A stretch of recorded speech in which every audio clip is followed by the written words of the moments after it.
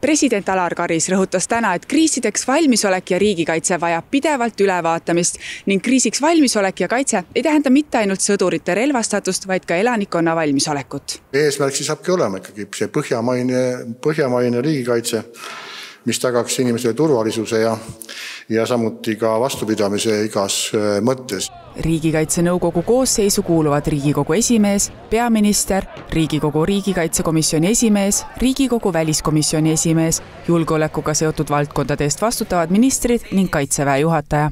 Kellel siis osalejatest oli see kõige suurem mure siin niimoodi kaasa võetud selle elanikkonnakaitse ja kriisivalmidusega seoses? Eks see mure paljuski ju kandub ministritele, eelkõige siseministrile ja terviseministrile, kellele siis kriisiolukorras peavad kõik otsa vaatavad ja nemad siis kandsid ka ette oma tegevusi ja eelkõige oli siis küsimuste ja vastuste voor ka, et igaüks avaldas ka oma arvamust ja eks muidugi ka rahandusminister Jürgen Ligi teatas, et rahadega on täpselt nii, nagu nendega on.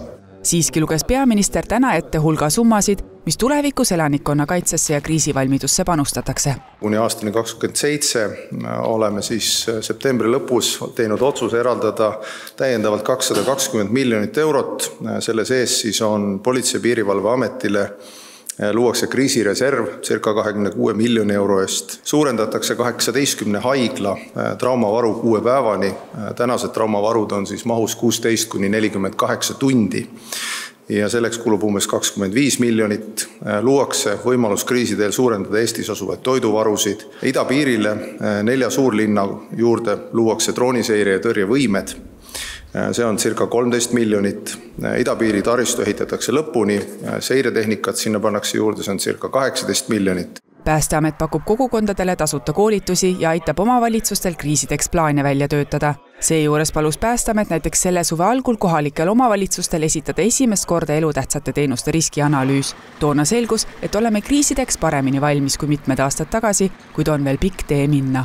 Probleemkohtadeks on näiteks pikad elektrikatkestused, vee- ja kanalisatsiooni tagamine või kohalike teede sõidetavus. Kas nüüdseks on olukord parem? Ega üksiti detailselt kõike lahti siin ei jõua võtta Riigikaitse nõukogus, aga seda, et elektri katkestuste kogukestus tuleb vähendada, see on selge. Näiteks tuleb läbi arutada, mida korteriühistus teha, et kus on need varjumiskohad, aga kuidas ka näiteks voolukatkestuse korral on tualetis käimine organiseeritud. Et see kõik on tegelikult kriisiks valmistumise osa ja Päästeamet täna kirjeldas, et nad käivad ikkagi pea igal õhtul käivad kohtumas erinevate korteriühistutega, et andas ülevaade, kuidas inimesed kriisi korral peaksid siis käituma. Seetõttu antakse ka Eleringile juurde 40 miljonit eurot, et tõsta kriitilise tähtsusega energiataristu füüsilist turvalisust.